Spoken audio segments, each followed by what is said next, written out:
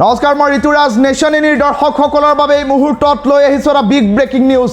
এটা ভয়ংকৰ বিমান দুৰ্ঘটনাত মহাৰাষ্ট্ৰৰ উপ মুখ্যমন্ত্ৰী অজিত পাৱাৰৰ মৃত্যুৰ বাতৰি আহি পৰিছে।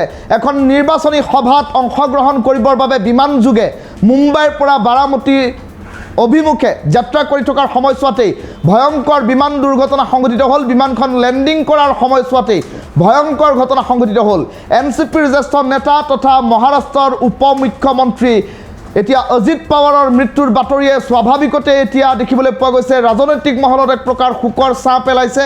আৰু সমান্তৰালকৈ বিমানখনত আছিল 6 গৰাকীকৈ যাত্ৰী, ইয়াৰে ভিতৰত 5 গৰাকীৰ মৃত্যু হৈছে আৰু সমান্তৰালকৈ অজিত পাৱাৰৰ মৃত্যু হৈছে বুলি প্ৰাথমিকভাৱে খবৰ আহি পৰিছে।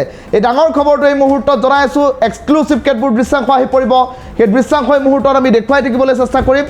অজিত পাৱাৰৰ বিমান দুৰ্ঘটনা হৈছে আৰু বিমান দুৰ্ঘটনাত ইতিমধ্যে থিতাতে প্ৰাণ হেৰুৱাৰ বাতৰি আহি পৰিছে, যি খবৰে এতিয়া এক প্ৰকাৰ হতচকিত কৰি তুলিছে সমগ্ৰ দেশবাসীক। মহাৰাষ্ট্ৰৰ বাৰামতী নামৰ অঞ্চলটোত বিমানখন লেণ্ডিং কৰাৰ সময়ছোৱাতেই এই ভয়ংকৰ দুৰ্ঘটনা সংঘটিত হৈছে। লেণ্ডিঙৰ সময়ছোৱাতে সংঘটিত হোৱা এই ভয়ংকৰ ঘটনাত এতিয়া পৰিস্থিতি ক্ৰমাগতভাৱে দেখিবলৈ পোৱা গৈছে এক প্ৰকাৰ নিয়ন্ত্ৰণাধীন হৈছে আৰু বিমানখন ইতিমধ্যেই দুৰ্ঘটনাত পতিত হোৱাৰ পিছত দাউ দাউকৈ জ্বলি উঠা বুলিও ইতিমধ্যে প্ৰাথমিক সূত্ৰই প্ৰকাশ কৰিছে। আৰু 5 গৰাকীকৈ লোকৰ মৃত্যু হৈছে, ইয়াৰে ভিতৰত মহাৰাষ্ট্ৰৰ উপ মুখ্যমন্ত্ৰী অজিত পাৱাৰৰো মৃত্যু হৈছে বুলি ইতিমধ্যেই জানিব পৰা গৈছে।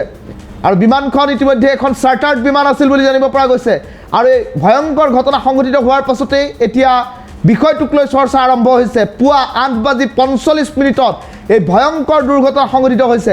এখন নিৰ্বাচনী সভাত অংশগ্ৰহণ কৰিবৰ বাবে অজিত পাৱাৰ যাত্ৰা আৰম্ভ কৰিছিল আৰু মুম্বাইৰ পৰা যাত্ৰা আৰম্ভ কৰা বিমানখনে বাৰামতী নামৰ প্ৰান্তটোত লেণ্ডিং কৰাৰ সময়ছোৱাতে বিমানখন দুৰ্ঘটনাত পতিত হ'ল আৰু দুৰ্ঘটনাত পতিত হোৱাৰ পাছত এতিয়া বিমানখনে নিয়ন্ত্ৰণ হেৰুৱাই বাগৰি পৰিল আৰু তাৰ পাছতে এই বিমানখনত দাউ দাউকৈ জুই লাগিল। 5 গৰাকীকৈ লোকৰ মৃত্যু হৈছে বুলি প্ৰাথমিক সূত্ৰই প্ৰকাশ কৰিছে। মৃতকৰ সংখ্যা বৃদ্ধি পোৱাৰ সম্ভাৱনীয়তা ইতিমধ্যে ততাতৈয়াকৈ অগ্নি নিৰ্বাপক বাহিনী, স্থানীয় আৰক্ষী, উদ্ধাৰকাৰী দল ইতিমধ্যে উপস্থিত হৈছে।